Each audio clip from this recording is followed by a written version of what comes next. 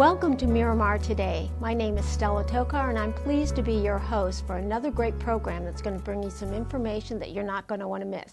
So stay tuned for just a few more minutes, and you're going to learn a lot about our city, what's taking place, because we have with us today Commissioner Winston Barnes, who's been on the City Commission for quite some time, and I think you're going to be interested in what he has to say. So welcome, Commissioner. Thank you. Good to be here. It's great to have you. For some of our viewers who may not have had the privilege of meeting you, could you give us a little bit of your background, a slight introduction? Okay. I've had a great fortune to have been born in a little country known as Jamaica quite a while ago, not saying how many years, but one of the great things that has happened, though, is that all of my tertiary education has been in this country. I've gone to college here. I went to college in New York. My major was communications arts. I also got a graduate degree here in Florida at FIU, Master of Science in Communication Science. Great experience. In addition, I worked in the business of broadcasting for a long time, one of those long times things. I've done everything from television camera work. I've been a disc jockey. I've been a television newscaster. And my substantive job at the moment is news director at a Caribbean-oriented radio station here in South Florida. I am married to Andrea Campbell, and I have a princess known as Hannah Barnes. That is, I have sisters and brothers who live across this country. In fact, I visited a few weeks ago with my last brother who lives in Los Angeles. He's an attorney. My eldest brother lives in New York. He also is an attorney. So that is my kind of background. In fact, one of the great things that we've learned recently is that my dad, a long time ago, actually wanted to go to law school. Oh, how about that? So I'm saying he probably got his wishes plus some more. His first son and his last son are practicing attorneys in this country. I have two sisters who live in the Atlanta area of Georgia. And my mother, in her mid-80s, still alive and doing great. Longevity runs in your family then. It's even more than you think. One of my grandmothers lived to be 104. Oh my goodness. Oh, yes. That is terrific. Well, we look forward to having you around our community for a Yes, very long got to time. be a long then. time. Yes, yes. So. Well, Commissioner, you've been a longtime resident of the area and now in the commission taking care of business of the city, so to speak. What types of changes have you seen take place, and anything you would like to highlight? I've seen incredible changes in the time I have lived in this city. The usual progress of people beginning a society, a community to the east and heading to the west. I like to explain to people that that is basically the story of this country. Mm-hmm. You start at the east and you head as development progresses to the west. And I think the most obvious change is that enlargement, if you would, that expansion of the city from the pioneering section virtually up on top of the Everglades. Mm-hmm. But there are other changes that some are extremely obvious, some are subtle changes. But I think what has happened, and the word that has come to probably best describe our city, is diverse or diversity. It's an incredible mix of people. But I think one of the other changes that I've seen is the way in which the city has grown, the management of the city, the running of the city. I like to boast that we were perfectly timed. We had incredible timing in some of the things that we've been able to do in this city. And I think that has basically set the template for a number of other cities in what they try to do, and some have actually accomplished. And I think I have virtually no problem giving so many of these props to management and staff at City. I have this story I tell youngsters. I read a piece that was specifically geared towards newly elected officials, and it says, okay, so now you've won the election, understand this, you know nothing. Staff is who knows. Staff is who makes the commission look good. Staff is who helps the city to do what it seeks to accomplish for its residents. And I think there is a kind of dedication in our staff that probably doesn't exist everywhere. And that has been an incredible benefit for the city in what this, and what the city has been able to accomplish over time. Just incredible changes. And I think some of our residents are a little spoiled because there are things that we take for granted in the city that other cities have not heard about yet. It's true. You know, and those are the things that I'm proud of in this city. No, we're not perfect, but we've done an incredible job. And in the years that I've sit on the commission, I've seen changes that are just incredible. And I come back to the word, people can easily take it for granted because this is what we are, this is what we've become over time. And when you start to understand how incredible these amenities, facilities, abilities are, is when you start comparing with and plus you look at some of the national awards, recognitions that the city has enjoyed, you realize, hey, we've done really good. That's right. That's right. I can't agree with you more. I love what you said about the timing. Timing came to us as an opportunity, but you're exactly right. The staffing and the commission, the elected officials, all along that pathway were incredibly filled with wisdom to take advantage of that timing and opportunity. And it never ceases to amaze me how in the evolution of elected officials who sit on the dais and some transition in staffing, that vision was still carried out. Yeah. And so that says a lot about our growing leadership as well, our future leadership, our current and our past leadership, all working together. I think that is so true because what creates greatness, I'm convinced, is continuity. There is a vision and you move forward with the vision. There are going to be tweaks, there are going to be adjustments, there are going to be amendments, but there is a solid general view and vision. And I think that has existed in our city. And I mean, I've spoken to people from other cities, I've spoken to elected officials, and yes, we have set something of a template in the city that people admire and want to emulate. And it has served our residents well, I think. In my business, I serve a variety of cities and counties in South Florida and do some traveling.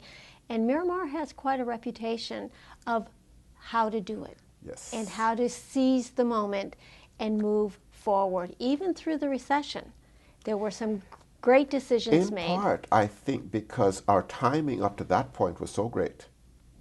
So we were in a position to bend and squeeze and adjust and go through those tough times. And it is also the reason, I think, why we are emerging from the really tough times as healthy as we are. And that comes back to the vision and the incredible timing that we were able to get things done. I mean, just to change from our original City Hall to where we sit today, the timing was impeccable. And that has, one of the things I like is when you talk to residents. I go to church and I talk to residents and I say, oh yeah, you could do such and such, and say, but I didn't know we could. I say, yes, you can. Yes, you can. Yeah, that's an exciting conversation to have, isn't yes. it? Oh yes, oh yes. But the people who know that these facilities exist, they are so thrilled. Only at a recent commission meeting, we had some elder residents come in, and they were fascinated just to be in the chambers and see, hey, this is the place, you know. And those are the things I think we can be truly proud about.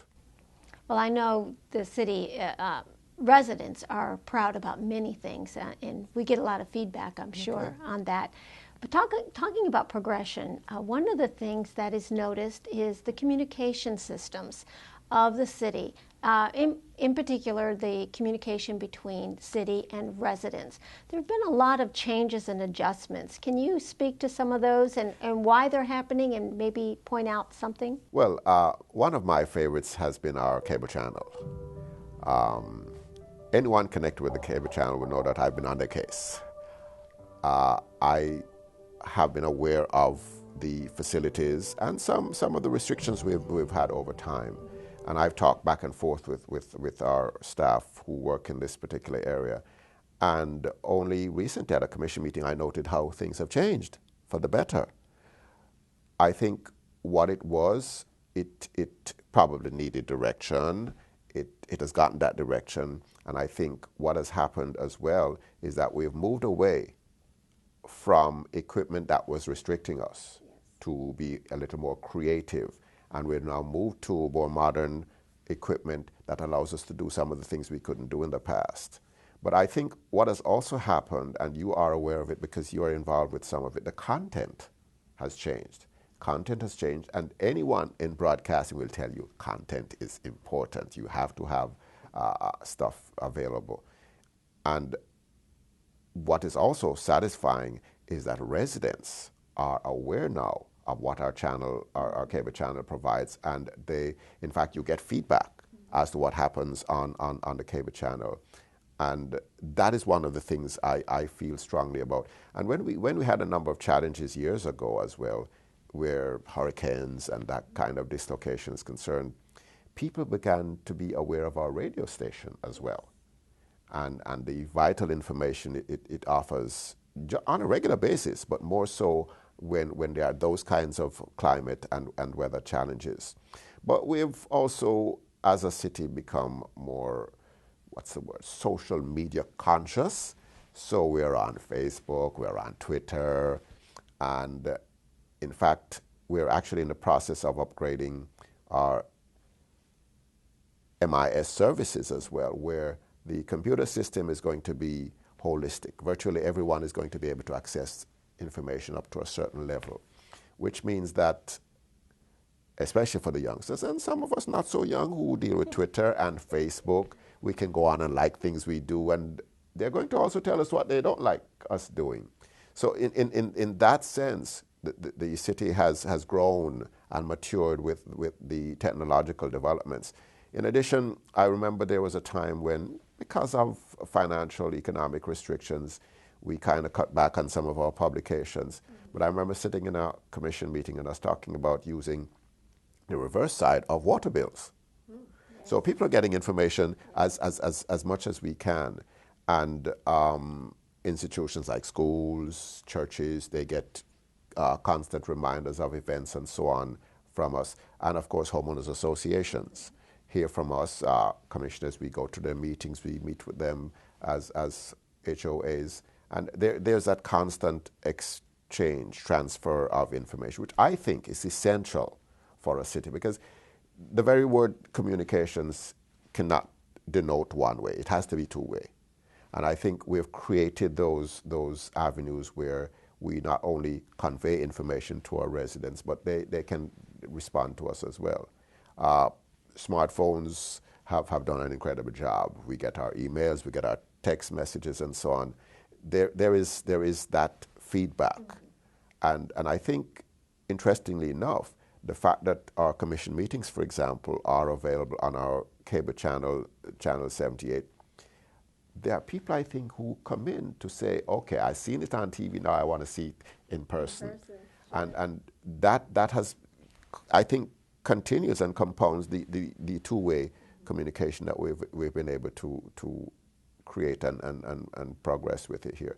And of course, just where we are seated at the moment, that is another sign of progress as well. I remember coming in here and talking with people, and it was not exactly what it is today. And it's just progress. And we talked a little bit earlier about equipment. I think we've been extremely fortunate to have been able to access the equipment we have and have trained people who are capable of using them as efficiently and as effectively as possible.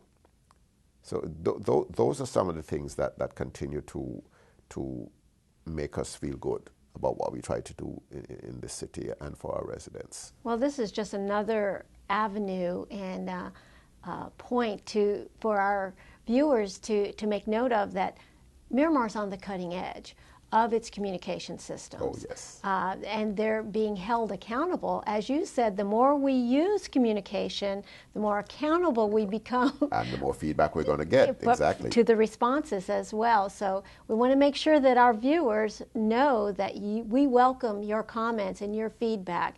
in the city so that we can continue to move forward. And I know Commissioner and any other elected official or staff person would welcome your feedback and your comments in a constructive manner so that we can use it. Just in case our residents think we're done, no, we're not. We're not done. We're actually restyling our website.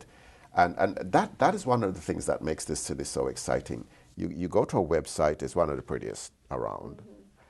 But what we're doing, we're making it even more user-friendly as time goes by. And in a matter of time, for example, in our Cultural Arts Center, for example, we're going to be able to go online and book for events and so on. And that is the excitement that is happening with technology and how the city is seeking to expand the ways in which it is used to the benefit of our residents. And it's a very exciting time. It is. And looking to the future, there's so much going on already that we've just informed our viewers on. What can we expect down the road? I think more of the same and improvements as we go along. Because as we've said earlier, this city has an uncanny way of taking the pulse of not only our residents, but what is happening outside our immediate environs. And therefore, we tend, without using those words, we tend to move toward best practices in ways that, like we said earlier as well, has caused us to become the kind of template, the kind of municipality that other people look at and say, hey, maybe we should try this because it worked here, maybe it can work for us. And I think that is what is going to happen. I think we've been very fortunate to have developed at the time we did, just before we ran into some of those national problems that impacted us. And even then, in part because the planning was so well timed, it never impacted us. We look at the foreclosure situation and stuff like that. It never impacted us at that critical level that it did a number of other cities. And because of that, we are able to bounce back a little quicker and a little stronger than a number of other entities that some close to us, some far away. But I think if the kind of vision that our city has benefited from is maintained, there can only be good things in the future. And when we look at, for example, some of the plans for the pioneering section of our city, with the help of both state and federal, we're talking about an incredible transit corridor, for example. Those things are going to only make us a more attractive city. We're talking about multi-use buildings. We're talking about people living and working in close proximity to each of those entities. I think what it really says is that we never stop. In the City of Miramar, we just never stop. We keep doing stuff. We keep evolving and becoming a better place to live and to work. And I have a very strong passion for young people. And one of the things that I've liked is that as time has gone on, there has been a need, an understanding of the need to provide for our young people. We're talking about from daycare centers through the high schools in our midst. Communication and education is so closely aligned. We look at our library. We look at the fact that a number of universities are stationed satellite-like, but people can actually come into our cities, upgrade their education. An incredible library that I have to go to ever so often because of a certain young lady in my life. Those are the amenities that we and it's interesting because we, as I said before, have our timing down pat, because if you look at the challenges, for example, the library system has faced in the recent past, we got ours in just on time. That's right. So I see only great things coming because of the vision that has brought us to this place and is going to take us into the future. Well, it's pretty exciting to know what's taking place and how we're benchmarking ourselves for the future. And I must say, as we come to the end of our program, that I know as a Miramar resident and those that may be watching on our program today, are extremely proud of what's taking place here. And if you're not real sure what is going on, again, we invite you to get on our websites and get into the social media aspects of the city. Everything that they have available to you that the commissioner mentioned is there at your beck and call. And we do invite you for some feedback so that we can continue to move the city forward. Commissioner, in just a minute or so that we have left, is there any closing thought you'd like to leave our residents with? We've talked a lot about residents and the facilities that we are able to offer via the City of Miramar. One of the things I need to insert before we close out here is that businesses are saying, hey, it's time to go into Miramar too. And that has been another area of pride for us because it's an extremely business-friendly municipality, and they have seen the change in the economy, and they're starting to come back and say, hey, we're placing ourselves here now, so when it really gets more robust, we'll be here. I just want our residents to understand that the work here is nonstop. It keeps going. There is a vision that has brought us thus far and is going to take us into the future. And the residents, we need our residents to stay in tune with us and keep pushing us to those higher heights that can only mean well for our city and our residents. Well, we're looking for great things for the future, and we appreciate your leadership and all that you lend to our community as a whole. Thank you so much. It's my pleasure. We're so glad that you joined us today for Miramar Today, and we'll look forward to another program with you real soon. My name is Stella Tokar. Thank you.